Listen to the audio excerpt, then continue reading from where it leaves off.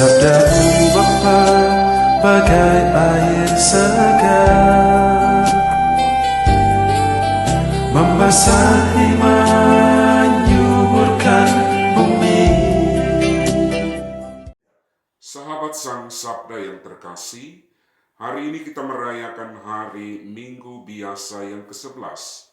Dari dulu dan sampai sekarang, panggilan hidup selibat untuk menjadi imam, biarawan dan biarawati selalu kurang. Tidak banyak orang yang mau untuk hidup seperti itu. Sebenarnya ini bukan masalah mau atau tidak mau, tetapi ini adalah masalah panggilan Tuhan.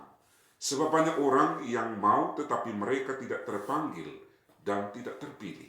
Sehingga dengan keterbatasan orang-orang terpanggil secara khusus panggilan menjadi imam, maka di berbagai daerah dan negara, Gereja Katolik selalu kekurangan imam.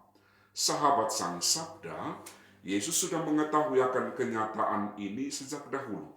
Sebab di zaman Yesus, banyak orang yang tidak mau menjadi muridnya. Banyak juga orang yang dipanggilnya tetapi sedikit yang dipilih. Itulah yang diungkapkan oleh Yesus hari ini ketika dia melihat begitu banyak orang yang mengikuti dia dengan berkata, "Tuayan memang banyak tetapi pekerja sedikit."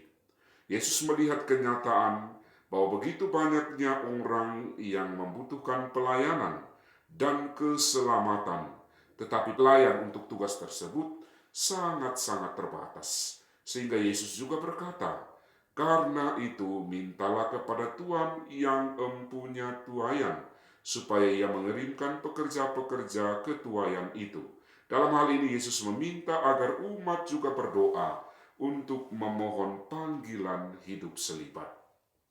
Sahabat Sang Sabda, setelah Yesus melihat begitu banyaknya orang yang membutuhkan pelayanan, maka dia memilih 12 murid yang kita kenal dengan 12 rasul. Yesus mengutus mereka untuk pergi melayani ke berbagai tempat. Fokus pelayanan mereka adalah pertobatan. Mereka harus mentobatkan orang dengan menyerukan kerajaan Allah sudah dekat. Yesus bersabda kepada mereka, "Pergilah dan wartakanlah kerajaan surga sudah dekat. Sembuhkanlah orang sakit, bangkitkanlah orang mati, tahirkanlah orang kusta, usirlah setan-setan." Dalam perjalanan misi itu banyak hal yang harus mereka perhatikan, termasuk mereka tidak boleh sibuk membawa hal-hal yang akan menghalangi perjalanan misi mereka.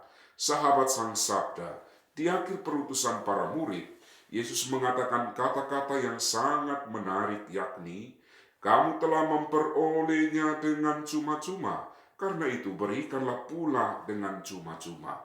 Apa maksud dari perkataan Yesus ini?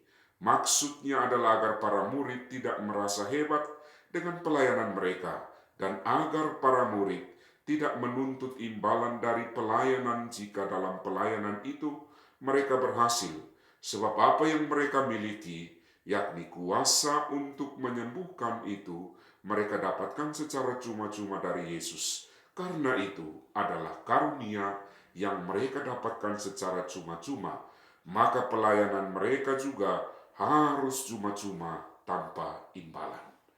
Pelayanan para murid yang secara cuma-cuma itu akan berhasil bila umat yang mereka layani mau menerima mereka dengan serius.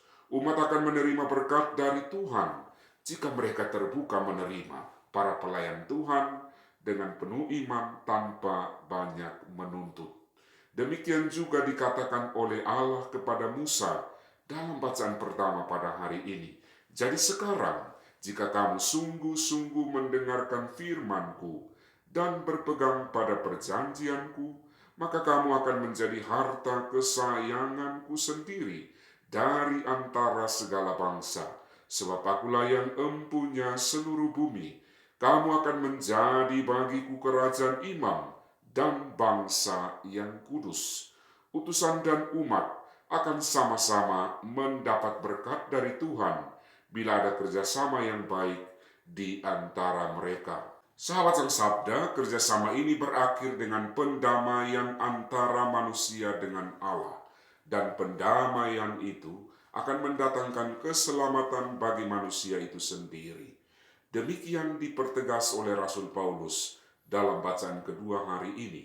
Sebab jikalau kita ketika masih seteru diperdamaikan dengan Allah oleh kematian anaknya, apalagi sekarang di saat kita telah diperdamaikan, pasti akan hidup, pasti akan diselamatkan oleh hidupnya.